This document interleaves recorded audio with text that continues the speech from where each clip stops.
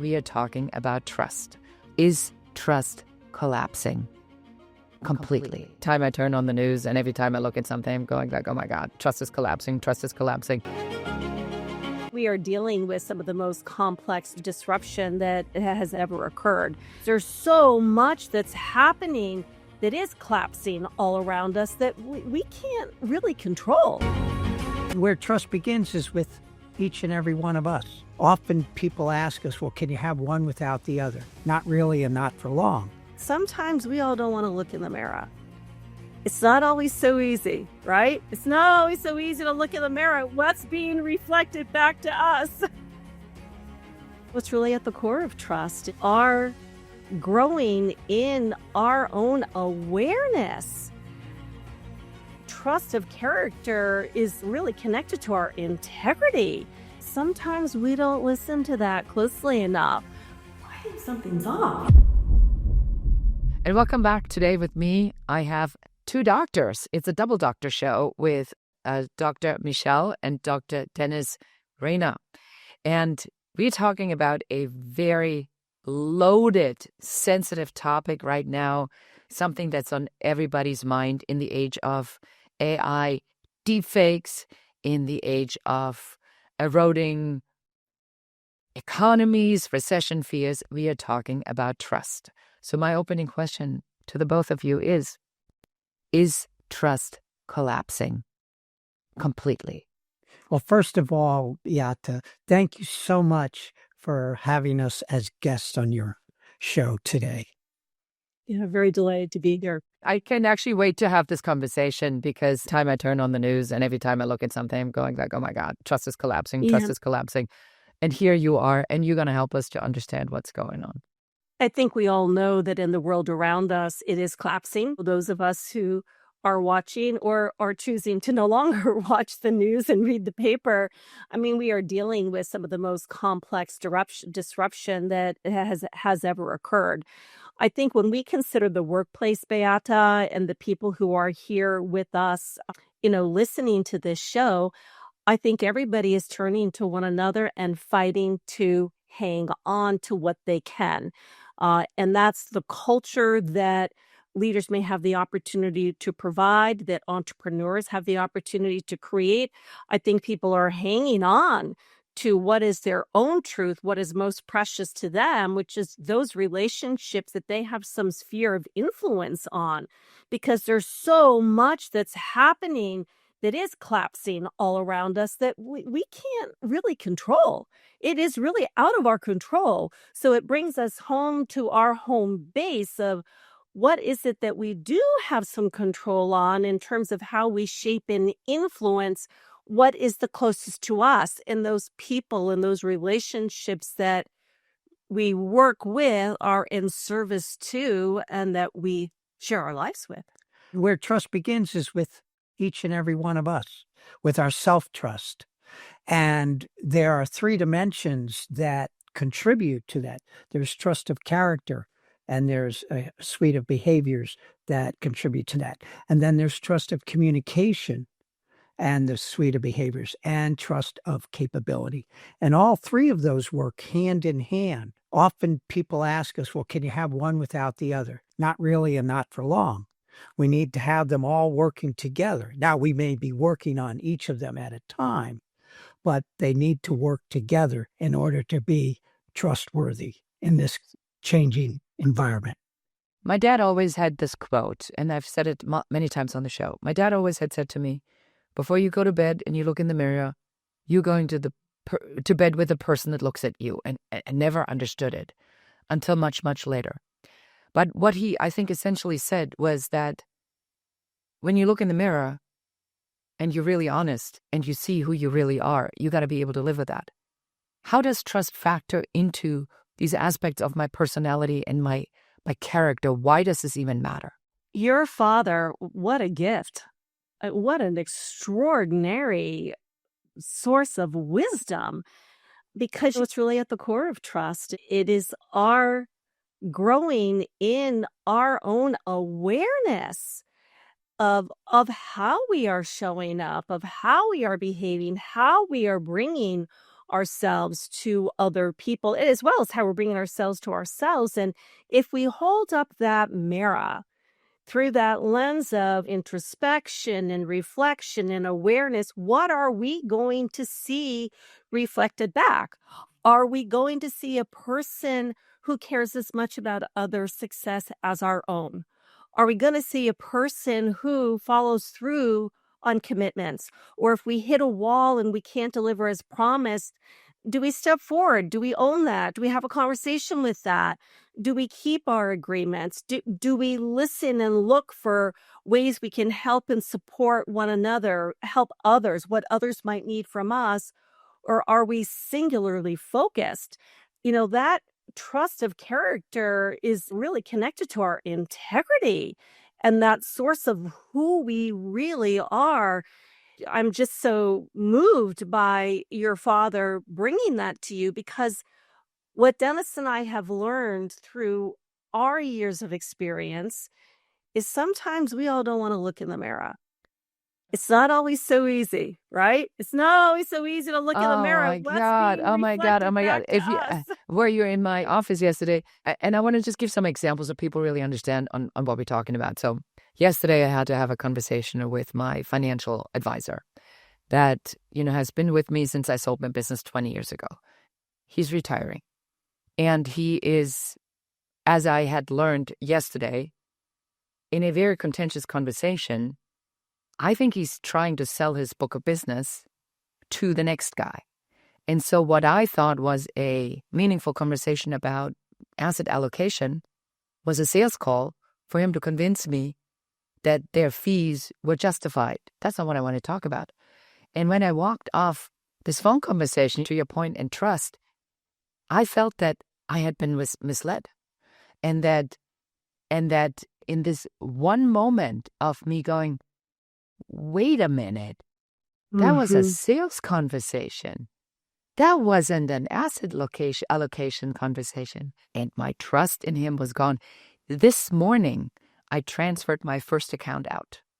So tell me in your words, what happened following your teachings or your studies so our audience understands why my visceral reaction or knee-jerk reaction was so intense. What was happening, well, first of all, what you were experiencing obviously felt like a very visceral, deep feeling, right? I mean, you were feeling betrayed. And that's what we saw even in our research. And in your case, how can we allocate these assets, et cetera, and so forth? What they got back was totally the opposite. And in fact, it was a sales call. And people feel it at a very deep, visceral level.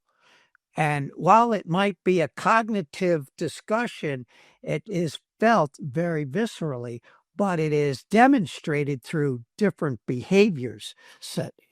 I think, I'm sorry, Dash. No, go ahead. Jump in real quick. This is extremely powerful story, and I think it's most likely a microcosm of what many of us have experienced, ourselves included. There was another agenda that was at play that wasn't stated. You went into the call with a history that told you this guy was there in your best interest. You had placed your trust in your current life and in your future life in his hands. You went into that call open. You really ready to go to work on how are we going to navigate this transition that I'm okay. He came in with another agenda, and it was not a stated agenda. And what I hear, it's not clean.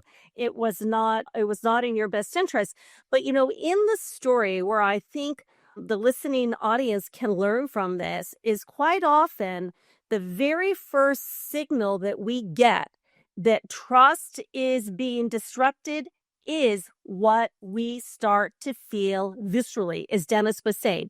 It might be, are we feeling this like weird feeling in our gut? Are we starting to get distracted with other thoughts? Are we getting confused? Are we noticing ourselves? Like for me, I'll start feeling a tension in my chest. I'll start noticing that I'm working harder to concentrate. I'm noticing this visceral sense that I'm not moving as fluidly. I'm sort of checking and wondering, and I'm distracted. So there is that visceral kind of sensation that we all get that tells us, I think something's off, but the challenge is sometimes we don't listen to that closely enough. We want to think it's something else. And as you say, you got off the phone and it's like, wow, wow. What happened? I went to my AI and I had taken what they had sent me before and I had it analyzed. And then it says, well, this very misleading because I was going to talk about what the portfolio generates in income. But they added things that from my rental income, so it showed up as income. But that's not what the portfolio generates. That's what I put in. So when I realized that it was purposely misleading to throw numbers at me, assuming that I would not know my own numbers. So you are absolutely right. I had a physical reaction to it. Yep. I was offended. I felt like I couldn't speak. I wasn't heard. Mm-hmm. I'm recovering from laryngitis. But I had a lot of pressure on my chest. Afterward, I was like, I don't even know what just happened, but something just happened and I needed to figure out what it is. So if we go and we talk about trust, so you are saying that trust is really deeply connected to my sense of being, my well-being, my spiritual Absolutely. being almost. Is that what I'm hearing? Somatically, it is, and we often feel it first viscerally and kinesthetically before we even make sense of it cognitively. It's your relationship with yourself. There's a whole bunch of stuff that happened in that call. Another component that I heard you talking about was about truth. We talked about needs that were not stated. We talked about, an agenda that was hidden, but there was also a fabrication of information. The story was not really clean information. Yeah. It had a spin to it. But yes, it does begin with ourselves. And Dennis and I do see trust building as a spiritual journey, as growing in our awareness is. And in your story, you paid attention. I think what happens is sometimes we all might want to talk ourselves out of what happened. We might want to extend grace. He had a bad day. Yes, He didn't mean it. He's going to call back to apologize. Yes. My husband said, unless he calls you literally right back and apologizes, he says, then you know what he really is. But I want to go back to you. So what made you get to this part of connecting trust to this spiritual aspect of ourselves? Because that's not something that's taught in school. That's not something anybody ever talks about. People talk about character, but people don't specifically talk about trust. What was it for you that got you to this kernel of truth that it's all about trust? Well, there were actually two major episodes in my life. The first was back in the early 70s after graduating from college. I listened to Horace Greeley. He said, "Go west, young man." And I did. And I packed up the old VW microbus. Anyway, make a long story short, I landed in Yosemite National Park when my van broke down. And I ended up getting a job in the mountaineering center. And so I learned climbing as well as cross-country skiing. But the climbing part is that when you're up on one of the Great Walls, 2,000 feet up in the air, you realize that your belayer has your life in his hands, and you have to trust him or her. And vice versa, they have your life in their hands. And so that's when I initially and very viscerally felt trust, okay? But I wanted to understand it more academically. And that's when I went back to school and met my wife at the time on the dance floor 35 years ago.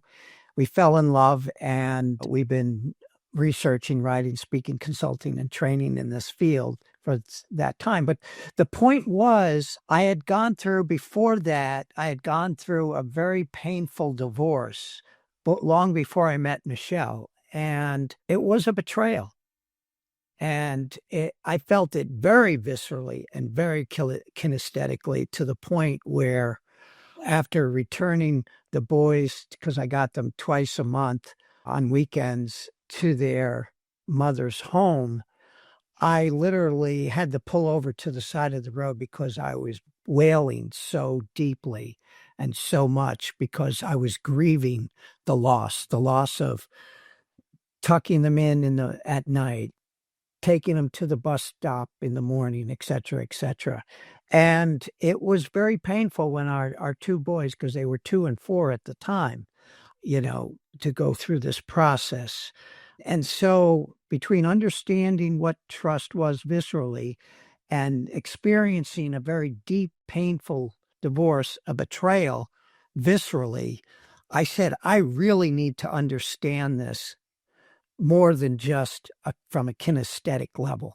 And that's when I began, and I did my doctoral dissertation on the impact of trust in work teams, et cetera. And then after I graduated and Michelle was working on her doctorate or her dissertation, started researching immediately for our first book, Trust and Betrayal in the Workplace. And that was back in the 90s. And it really was a turning point for me. What started out as loss actually became my life's work. We so often see this on the show, that the thing that we think is the big, horrible thing is the thing that is the gift. I lost the house. I lost the house in the fire. Believe I'm still waiting for the moment. So I will let you know when I figure out what the gift in this massive loss was. But I hear it all the time. That's why we do the show, to tell our audience that the thing you might be struggling with right now might be a gift in disguise. So I want to get back to now talking about what our audience can do, right? So trust is collapsing. The Edelman Trust Barometer, which is a report that comes out every year, I don't think it could be any worse. But then I said that last year and the year before, and it keeps getting worse and worse and worse. So trust is collapsing with government. No surprises here. With media, because the media is now controlled by very rich men. And we are now seeing that media is being given directive from government to report a particular way, or they will lose their FCC license, which is not just illegal, but also scary and draws parallels, especially for me being German, from what I've learned about how democracies are being dismantled. So I personally am very worried. But it affects businesses. Can we talk about how does the external trust erosion affect a business owner? And then we talk about, in the second part, what can they do? But first, how does it affect them? I think the first is it's having a dramatic impact on people, at a very deep human level, because we're all dealing with this degree of uncertainty. And there's an enormous amount of distraction that every single person in every corner of every organization, big, small, are having is, what is my future going to look like? What is going to come? Businesses are needing to scale back. They're needing to cut costs. There's also a huge amount of disruption around the utilization of technology and AI. And is this going to cost me my job? So there's what's happening in the world around us, and how small businesses and medium businesses and larger businesses are finding themselves needing to pivot in response to that. And what's that asking of people? And those core questions of, gosh, what's tomorrow going to bring? Everybody's being asked to step into a world that we don't know and understand. So that impacts every person and how they get up out of bed in the morning, what their thoughts are when their feet are hitting the ground, the kind of conversation they're bringing into their environment. So one of the greatest gifts that leaders and business owners can bring is to help people maintain a healthy connection with themselves and with one another. And that really begins by creating safe containers that invite conversation and dialogue to do exactly what we're doing here, is to really give people a chance to talk about what is happening inside here with us, in our team, in our organization. What are they experiencing? And what impact is that having? That's the first step to, interestingly enough, build and actually rebuild and heal trust in parallel process. And listen to understand where they're coming from and their concerns and the issues that people are having, and do it in open and honest and transparent ways. I mean, and that's really the second part of trust. There's trust of character. We do what we say we're going to do. We deliver as promised. Then there's trust of communication. We openly and honestly share information, admit mistakes. So often that people try to cover them up. And that just squelches trust even further down. And then, of course, there's acknowledging and leveraging the skills of one another in service to our customers and our clients, which is trust of capability. So what I'm hearing here, and I'm, for those of you who are on the video, I'm going to just hold up the book, and you can see I have my hair clip in here, which is proof that I was actually reading this and looking at it when I was doing my hair this morning. I want to make sure I got the most important thing ready here. So here's the book, The Art of Trust Building, Transform Lives, Teams, and Organizations. And it says that there's a trust of capability, trust of character, and a trust of communication, which are your Reina dimensions of trust. So if I'm now a business owner and I have a team, and my team is, partially remote, partially in the office, how do I utilize this to help myself and my team to manage these massive external pressures and also my internal pressures of what you said, cost savings, effectiveness, and getting things done fast? I think the first that comes to my mind, Beate, is the 3 dimensions that you just held up. And thank you for doing that, because I think it's helpful for people to have a visual sense of those, because it is a framework that raises awareness. Yet what those dimensions and those behaviors do is provide a language to be able to have a conversation. So a business leader in this scenario who's meeting with their team can have a trust of character conversation by honing in on managing expectations, having an alignment conversation around what people understand the expectations are, what's realistic, what might not be realistic, where is there too much being asked, or where is there the struggle, and what kind of need for support there is. It gives a starting point to be able to have a conversation, because in the times that we're living in, the experience that you had yesterday in your call with your former financial advisor, where, kind of the ground started to swivel underneath your feet, is what everybody's living with. It's hard at times for team members to articulate what they're feeling. So by using those behaviors and that framework as a language to create shared understanding, it helps to have a concrete, tangible conversation around what we need from one another, around the information, or how we can help each other learn and grow, what kind of transparency that we're creating, how we're supporting one another's growth and development. That is so, so important to help bring a degree of groundedness, because the part that gets Dennis and I up every day, that is at the depth of our belief, is that by living these behaviors, trust can actually be a source of helping us manage and move through change and actually come out on top. What I'm hearing from you is, I think that it's almost like the expectation on me as a leader is changed. So no longer am I just here to give you direction and have the vision, but I also need to display that consistency of character that you talk about, and I must be my word. That's what I'm taking away from this conversation. Yes. If I say something, then that needs to be the truth. Now, what do I do if I make a mistake? You admit it. You admit it. You admit it. And you share what you know and what you don't know.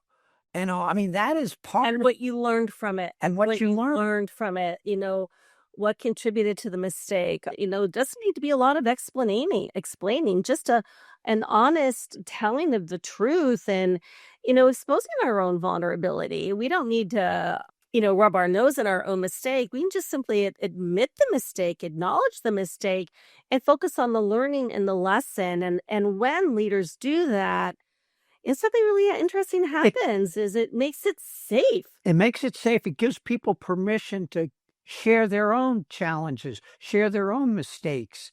And it actually grows trust, even in the midst of complexity and chaos.